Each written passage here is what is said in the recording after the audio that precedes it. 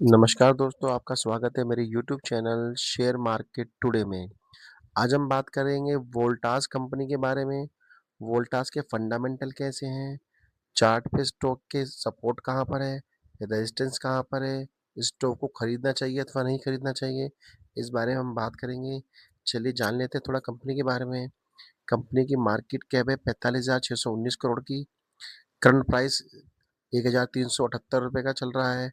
Stock ने आज 2.74 की गिरावट दिखाते हुए 1,378 रुपये में क्लोजिंग दी है। स्टॉक का 52 वीक लो दिखाया है 1135 का, 52 वीक हाई है 1902 का। स्टॉक का पी चल रहा है 70.40 का। इंडस्ट्री पी चल रहा है 55.70 का। बुक वैल्यू है 197 रुपये। आर ओ है 13.50। आर ओ सी है 17.60 की। फेस वैल्यू है 1 रुपये की।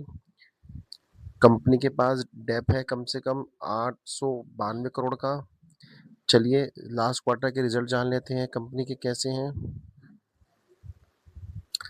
ये जून क्वार्टर में कंपनी ने जो सेल की है वो 3,939 करोड़ की है, जिसमें ऑपरेटिंग प्रॉफिट मार्जिन लगभग 4% का था।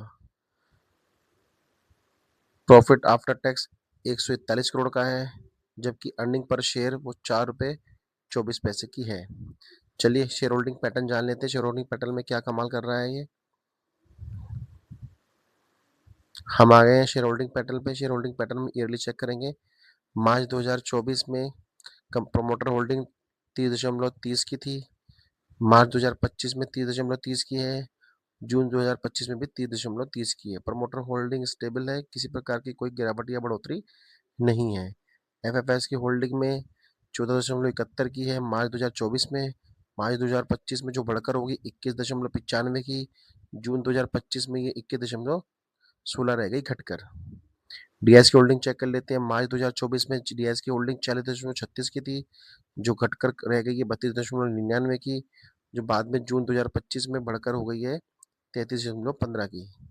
गवर्नमेंट की होल्डिंग भी इसके अंदर थोड़ी सी है, 0.21% की होल्डिंग है इसके अंदर।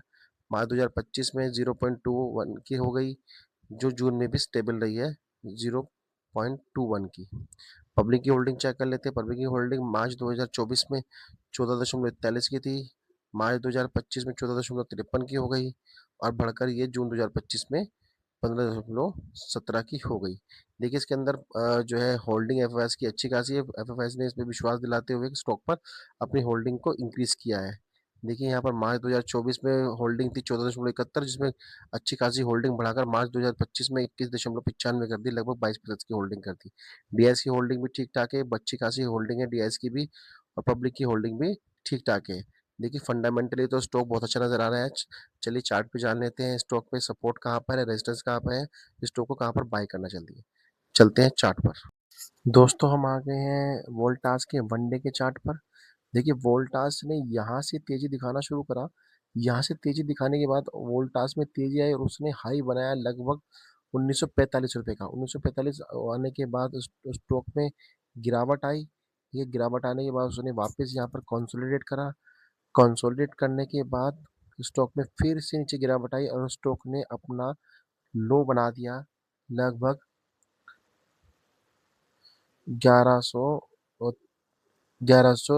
1191 के आसपास का। देखिए 1191 के आसपास का लो बनाने के बाद स्टॉक में फिर से यहाँ पर तेजी आई। देखिए यहाँ पर स्टॉक में फिर से यहाँ से क्लिक करा और यहाँ से स्टॉक में फिर से तेजी आई, और उसके बाद वापस यहाँ से इसने यहाँ पर आके गिरावट करी, और गिरावट आने के बाद पिछली बार जो लो बनाया था 1191 रुपये का, वहाँ पर सपोर्ट लिया। फिर वापस वापस से तेजी आई, वापस ने इसने आके यहाँ पर 1191 रुपये के आसपास का सपोर्ट लिया और वापस तेजी आई। देखिए यहाँ पर तेजी आने के बाद स्टॉक ने जो है यहाँ पर आके अपनी क्लोजिंग देखी। देखिए यहाँ पर आप चेक कर लेते हैं।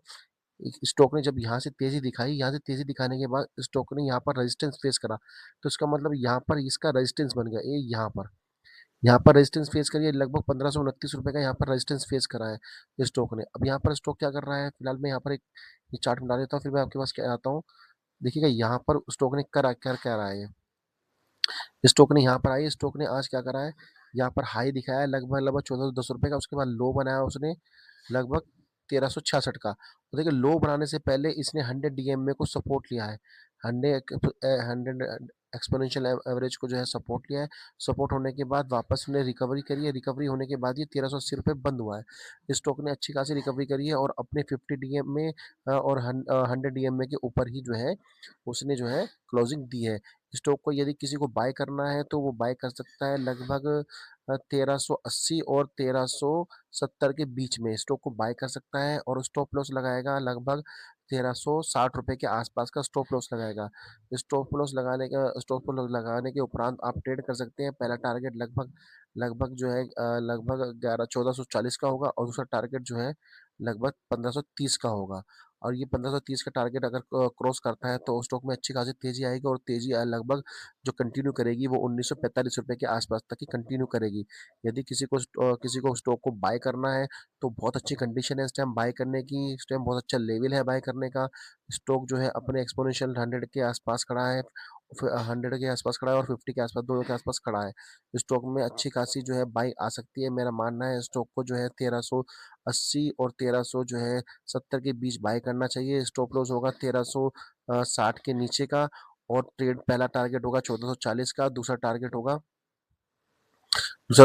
1530 का और उसके बाद टारगेट जो बड़े निकल के आ रहे हैं वो लगभग 1900 के टारगेट, 1900 या 2000 के टारगेट निकल के आ रहे हैं। देखिए, खरीदने से पहले अपने वित्तीय सलाहकार से आप सलाह जरूर लें कि स्टॉक को बाय करना चाहिए अथवा नहीं करना चाहिए। मेरे हिसाब से स्टॉक को बाय करना चाहिए।